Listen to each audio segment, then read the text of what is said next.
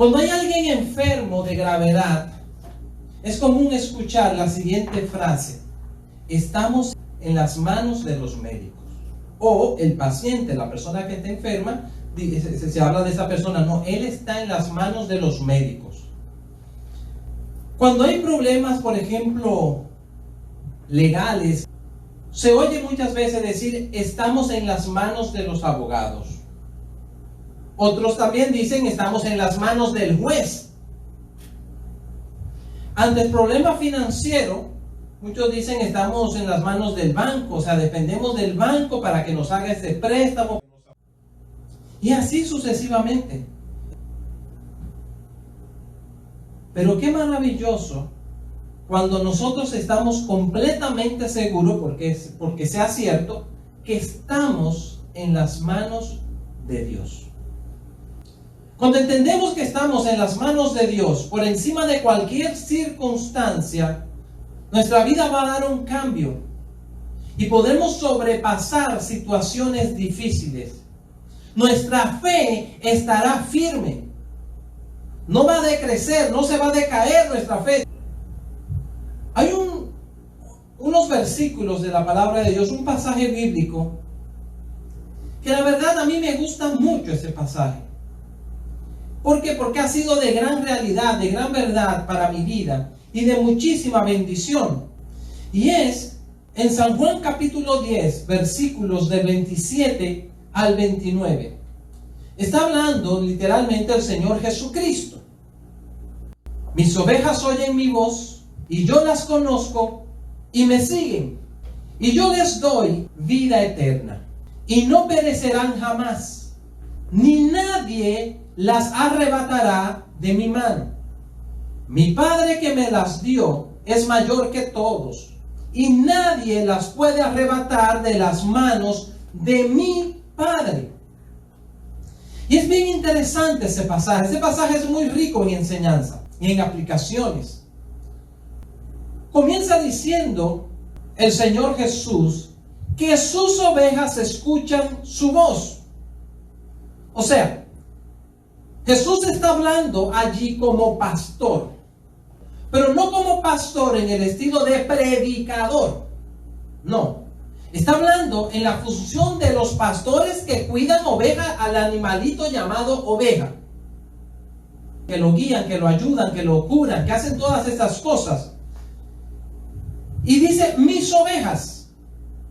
Pero mientras que Jesús está tomando la posición que por supuesto le pertenece a él, la del pastor por excelencia, los creyentes en él tomamos la posición de las ovejas. Él mismo nos da ese lugar. Entonces, la oveja simboliza al cristiano, aquella persona que le ha entregado su vida al Señor Jesucristo, que ha puesto su fe en él. Y Jesucristo dice que aquellos que han puesto su fe en él, tomando también lo que nos dice San Juan 1:12, aquellos que le recibieron, aquellos que creen en su nombre, aquellos a los cuales él les ha dado la potestad, el derecho, el honor de ser hechos hijos de Dios. Estas son las ovejas del Señor. Y dice que las ovejas del Señor tienen una característica muy especial. Mis ovejas oyen mi voz y yo las conozco. Y sigue diciendo, y me siguen. O sea, hay varias características. Escuchan la voz del pastor, que es el Señor Jesucristo. El Señor Jesucristo conoce quiénes son sus ovejas y esas ovejas le siguen a él. Es importante entender lo siguiente. Los pastores del Medio Oriente no pastorean las ovejas igual como lo hacen los pastores en Occidente. Lo hacen de una manera completamente diferente. Hace poco vi un documental brevemente de unos pastores en España, que todavía hay pastores allí. Y los pastores no solamente van ellos guiando a las ovejas, sino que tienen perros que les ayudan, los cuales acosan a las ovejas, les asustan y la van, como se dicen, arreando.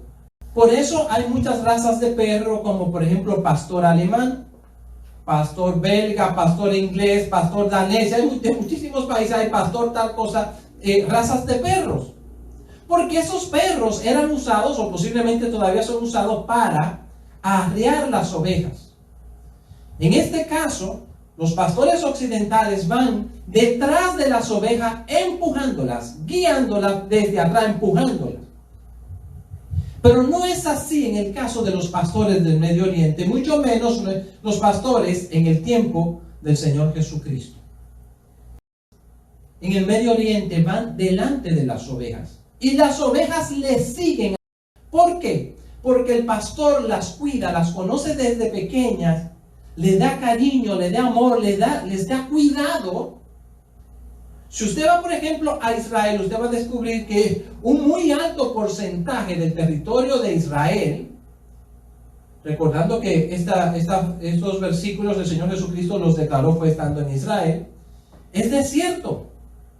En el desierto de Judá, por ejemplo, allí hay pastores, aún hoy en día.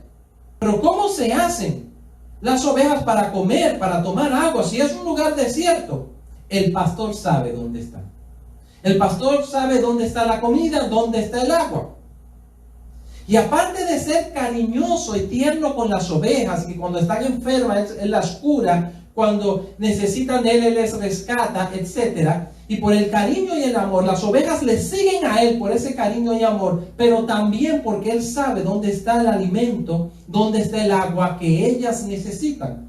Por eso los pastores en el Medio Oriente van delante y llaman a las ovejas, fulana, fulana, le tienen su nombre, Margarita, Rosita, Carmencita, y la llaman las ovejas, y las ovejas entonces les van siguiendo a él.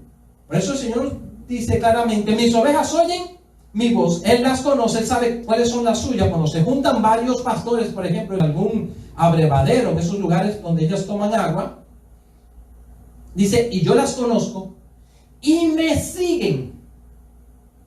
Así son las ovejas en el Medio Oriente. Y así deben ser las ovejas, los hijos de Dios.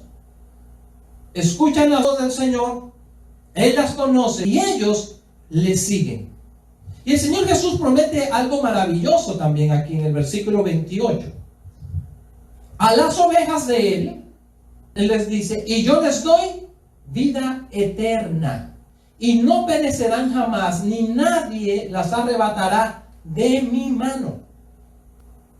Las ovejas tienen características muy especiales. Por ejemplo, las ovejas es un animal que tiene las piernas cortas, no tiene cuernos que se puedan usar de una manera realmente agresiva contra un depredador, porque principalmente los que tienen cuernos son los machos y hasta los tienen torcidos.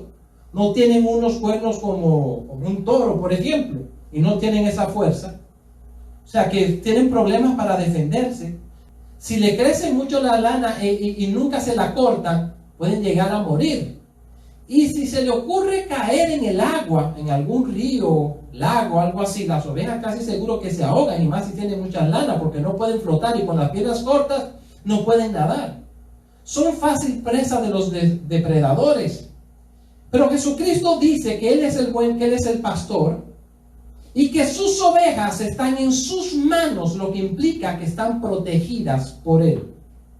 Él es el protector de todas y de cada una a la vez de sus ovejas. Él les dice, y yo les doy vida eterna, y no perecerán jamás, ni nadie las arrebatará de mi mano. Pero entonces, ¿qué es la vida eterna? Cuando hablamos de lo que es la vida eterna, muchos cuando les pregunto, ¿qué es la vida eterna? Bueno, que no tiene fin. Pero realmente eterno quiere decir que no tiene principio ni fin.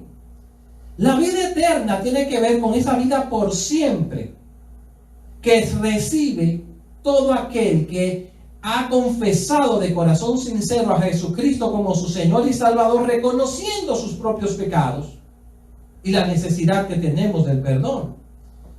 Entonces, esta persona recibe la vida de Dios, recibe la vida eterna, lo que tiene que ver con estar unido a Dios ahora, a través de Jesucristo, eternamente. Eso es la vida eterna. Estoy unido a Dios eternamente. Y la vida de Dios ahora está en mí por siempre. Eso es la vida eterna. Eternamente en unidad con nuestro Salvador. Y sigue diciendo ese pasaje maravilloso. Y no perecerán jamás. O sea, sus ovejas no morirán. Pero se está refiriendo a una muerte espiritual. Los cristianos también morimos, pero morimos físicamente, no espiritualmente. La muerte espiritual es igual a estar separados de Dios. Eso es la muerte espiritual. Cuando estamos unidos a Dios, cuando tenemos ya a Cristo en nuestra vida como nuestro Señor y Salvador, tenemos entonces vida espiritual. Jesucristo es la vida. Él es el camino, la verdad y la vida. Entonces tenemos vida espiritual, tenemos la vida eterna. Y Él dice también, y nadie las arrebatará de mi mano. O sea, ninguna de sus ovejas podrá ser arrebatada por absolutamente nadie de las manos del Señor Jesucristo. Está diciendo Él, está declarando el Salvador, el Dios Todopoderoso hecho hombre. Pero no solamente Él dice esto, sino que dice lo siguiente en el versículo 29. Mi Padre, o sea, Dios Padre, que me las dio, es mayor que todos, y nadie las puede arrebatar de las manos de mi Padre. ¡Qué maravillosa promesa! O sea, no solamente estamos en las manos de Dios Hijo, estamos en las manos también de Dios Padre. Este es un pasaje maravilloso de lo que se llama o se conoce la seguridad de salvación. Cuando le hablo a alguien, por ejemplo, de la seguridad de salvación, y aún le comparto este pasaje, personas que están iniciándose en la vida cristiana, esta persona lee el pasaje, lo escucha, y luego yo le hablo un poco acerca de la vida eterna, y de esto de que nadie nos puede arrebatar de las manos del Señor. Luego le digo, pero Satanás sí puede arrebatarnos de las manos del Señor. Y me dice la persona, casi siempre me dicen, sí, es verdad. Yo le digo, pues no. Ahí en la palabra de Dios, en la Biblia, se me está diciendo que nadie nos puede arrebatar de las manos del Señor cuando ya estamos allí en sus manos, cuando le hemos recibido como Señor y Salvador. Pero ¿por qué sucede esto? Que la persona está leyendo lo que dice la Biblia, pero si uno le dice algo como eso que acabo de decir hace un momento, que Satanás sí nos puede arrebatar de las manos, la persona duda inmediatamente y dice, sí, es verdad, Satanás nos puede arrebatar. ¿Saben por qué? Porque al ser humano le es difícil aceptar que somos salvos por gracia, que la salvación es un regalo gratuito de Dios. Y siempre estamos pensando que tenemos que ganarnos la salvación, que tenemos que comprarla, tenemos que hacer algo. No puede ser que yo sea salvo solamente por poner mi fe y entregarme de corazón al Señor Jesucristo. Y vienen las dudas, y vienen las enseñanzas erróneas de nuestra antigua vida antes de tener al Señor.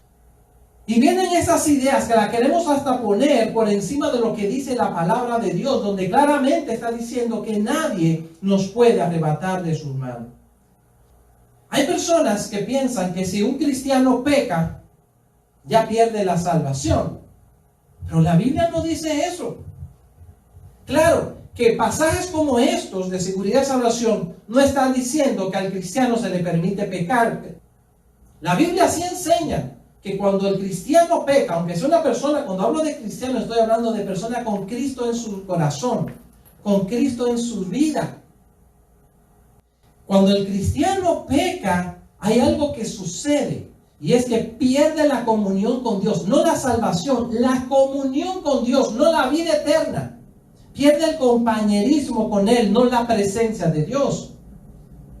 Y si ese cristiano sigue, si es un verdadero cristiano y sigue insistiendo en pecar, desobedeciendo la palabra de Dios, desobedeciendo la guía del Espíritu Santo, esa persona se puede ir inclusive antes de tiempo para el cielo. Se mete en serios problemas, aparte de como también nos dice San Juan 10:10b, cuando dice que Jesucristo vino a darnos vida y vida en abundancia. La persona, el cristiano que anda pecando, se va a perder de disfrutar las maravillas del Señor, la comunión, la unidad, el gozo, la alegría, la paz, el sustento que da el Señor Jesucristo. Pero también hay otra realidad. Y es una pregunta interesante. ¿Cómo yo sé que soy oveja del Señor? Que tú eres un hijo de Dios, que estás en las manos del Señor, protegido, protegida por Él. Bueno, lo primero que dice el pasaje es que mis ovejas oyen mi voz. Miremos lo que nos dice Apocalipsis 3:20. Y Él dice: he aquí, yo estoy a la puerta y llamo. Si alguno oye mi voz y abre la puerta, entraré a Él y cenaré con Él y Él conmigo. O sea, Jesucristo llama al corazón y a la vida de cada ser humano. Él quiere entrar. Depende de nosotros el que le abramos la puerta de nuestro corazón, de nuestra vida a Él, y lo invitemos a entrar como nuestro Señor y Salvador, reconociendo que somos pecadores y que lo necesitamos a Él como Salvador. Si lo invitamos entonces a entrar, que eso es lo mismo que abrirle la puerta de nuestra vida, Él promete allí entrar. Y aquí yo estoy a la puerta y llamo: si alguno oye mi voz. Nos dice en la primera mitad del versículo, al estilo de como veíamos en San Juan 10:27, mis ovejas oyen mi voz. Aquí está el llamado básico que hace el Señor Jesús para entrar a nuestras vidas como Señor y Salvador. Entonces, mis ovejas oyen mi voz y abren la puerta. Y si abre la puerta, dice Él: entraré a Él, a todo aquel que le abra la puerta de su vida.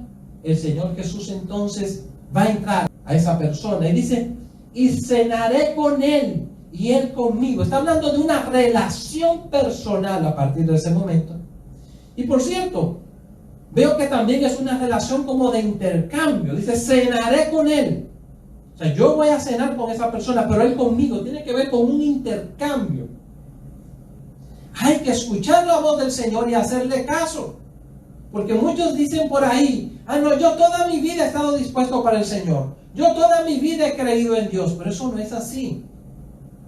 Eso es una forma de decir, pero que tenemos que caer en cuenta. Todo ser humano nace separado de Dios. Así enseña la palabra de Dios. Una vez fue a visitar a Jesús una persona con mucho conocimiento de la palabra de Dios en aquel tiempo. Este hombre se llamaba Nicodemo. Era un maestro. Y cuando entra en conversación con el Señor Jesucristo, fue a visitarlo a Él. De eso nos narra en San Juan capítulo 3. De las primeras cosas que Jesús le dijo a él es: necesitas nacer de nuevo. Y Nicodemo no entendió qué le quería decir el Señor. Le dijo: ¿debo volver a entrar al vientre de mi madre y nacer de nuevo? Jesús luego le explica qué es esto del nuevo nacimiento. Y tiene que ver con esto mismo. Una vez ya nacimos físicamente, pero al nacer físicamente ya nacemos separados de Dios.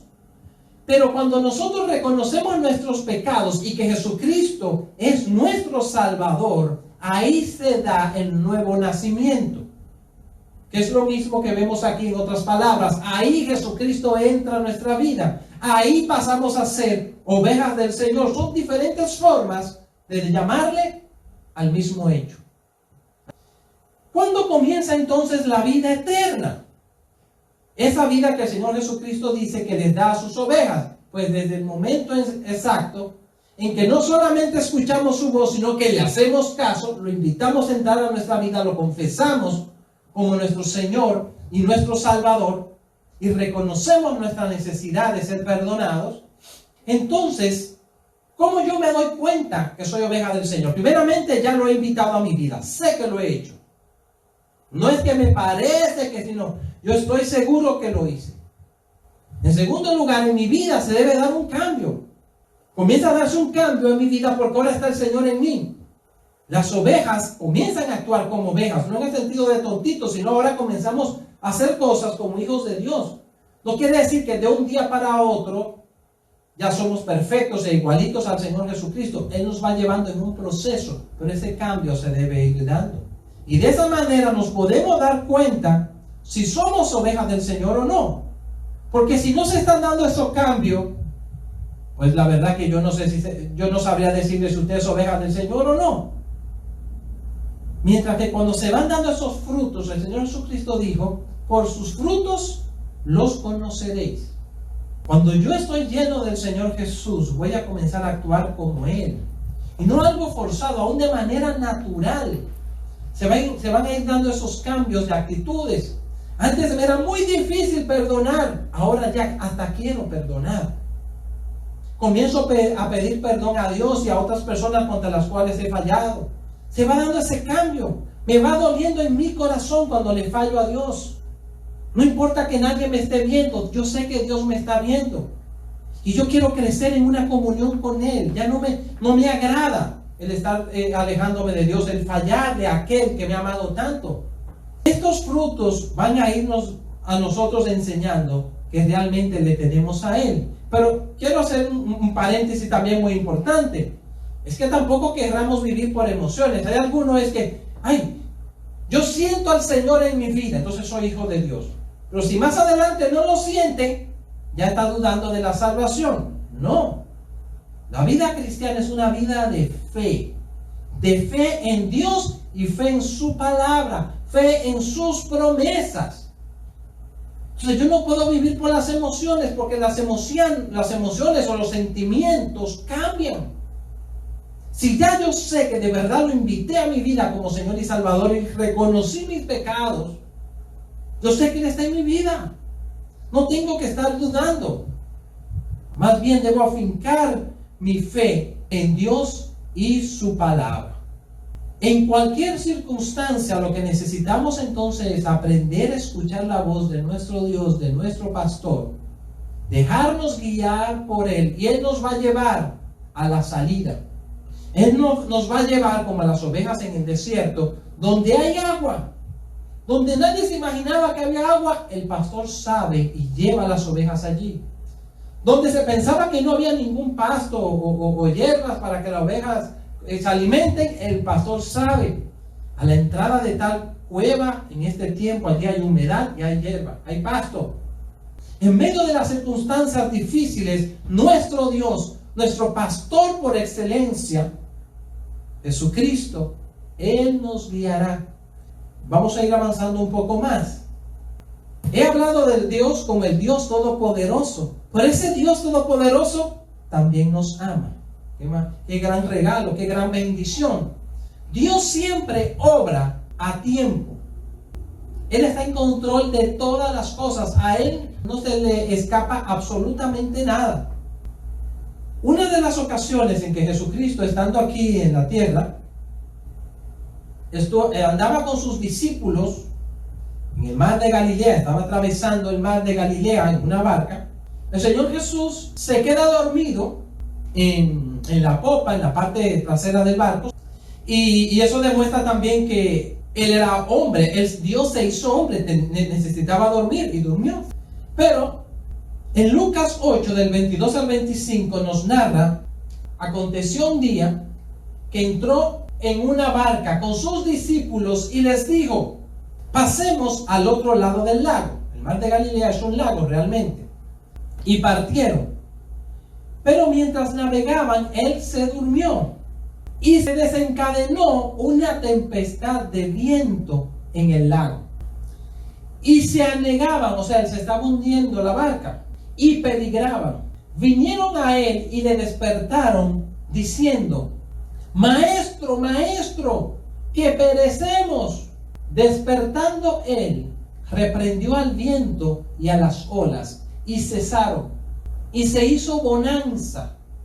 O sea, todo quedó completamente tranquilo. Se fue la tormenta.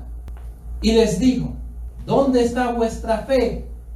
Y atemorizados se maravillaban, y se decían unos a otros: ¿quién es este que aún a los vientos y a las aguas manda y le obedecen? Tremendo esto, me parece muy especial. la pregunta última que ellos hacen. Primeramente vemos que Jesús se durmió, como hablamos hace un momento. Pero mientras él estaba dormido en la barca, y los discípulos tratando de cruzar hacia el otro lado del mar de Galilea, vino una gran tormenta. Cuentan que las tormentas allí a veces son bien fuertes porque es un lugar como entre montañas. Pero el Señor Jesús estaba dormido. Entiendo que él estaba dormido porque como ser humano necesitaba descansar, pero también él estaba confiado en la protección de su Padre. Él también estaba en las manos del Padre. Él no estaba dependiendo de la tormenta. Él sabía que él no estaba en las manos del mar de Galilea. Él sabía que él no estaba en las manos del viento o de los rayos que pudieran haber en aquel momento. Él sabía que él estaba en las manos de su Padre.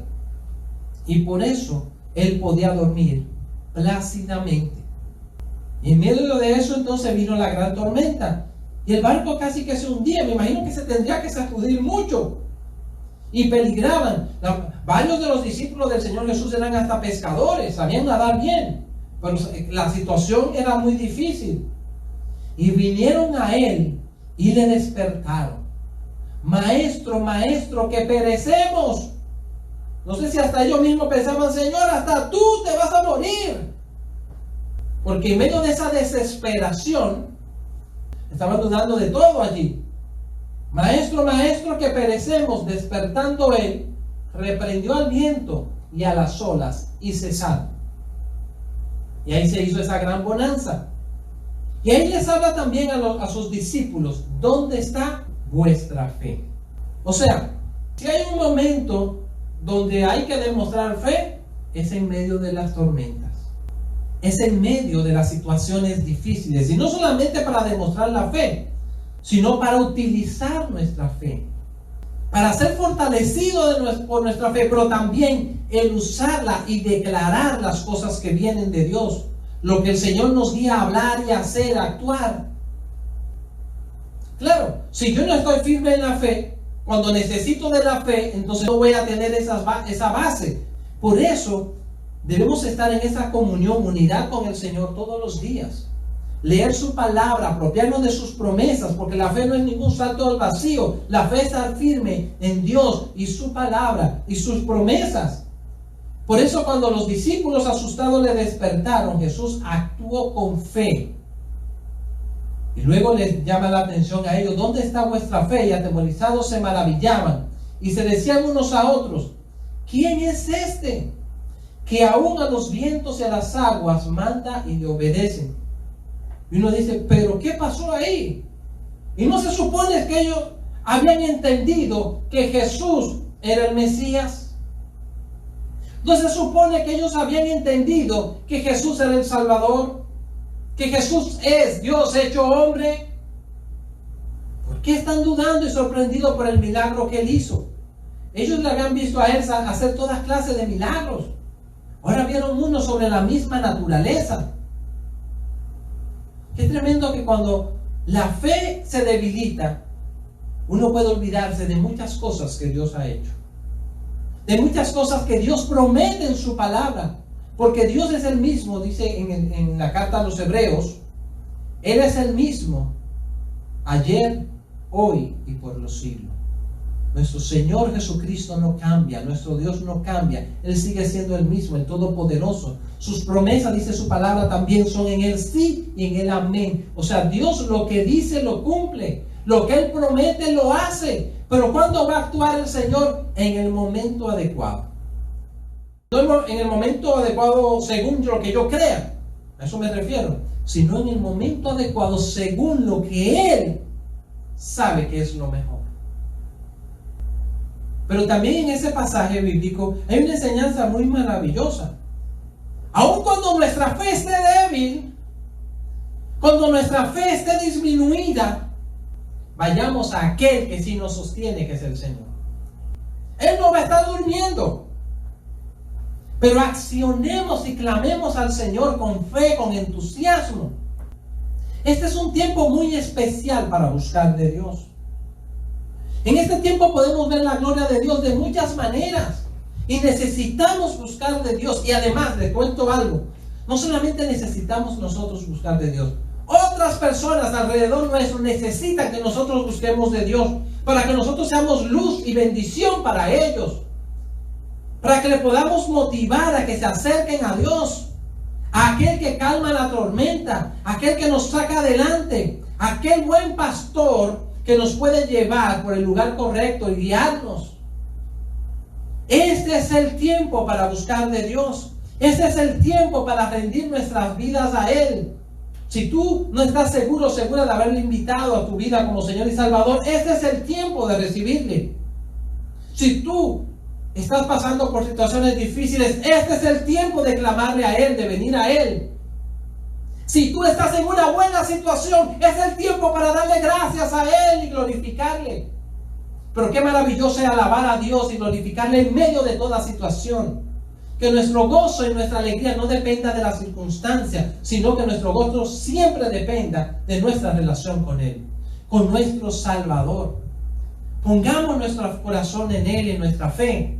Oremos por el gobierno, oremos por las empresas, oremos por los médicos, por los abogados, todas estas situaciones, pero nunca te declares en manos de ellos. Es en las manos del Señor, en las manos de nuestro Salvador, de aquellas manos de las cuales nadie nos puede arrebatar, absolutamente nadie. Él es nuestra esperanza, Él es nuestro sustento, Él no nos va a fallar. No estoy queriendo decir que a un cristiano nunca le va a suceder algo negativo, algo de sufrimiento, no. Eso nunca se promete en la palabra de Dios. Dios lo que promete es que va a estar ahí. El pastor, si hay algo con lo cual se compromete con sus ovejas, es en protegerla lo más que pueda y cuidarla. Si la oveja cae en el hoyo, Él le va a sacar. Él va a estar allí. Pero nosotros los seres humanos, un día moriremos y pasaremos por situaciones difíciles, pero lo más importante es que el Señor esté con nosotros. Si estamos con Él, seremos victoriosos. Al estilo del Salmo 23, aunque ande en valle de sombra de muerte, no temeré mal alguno, porque tú estarás conmigo.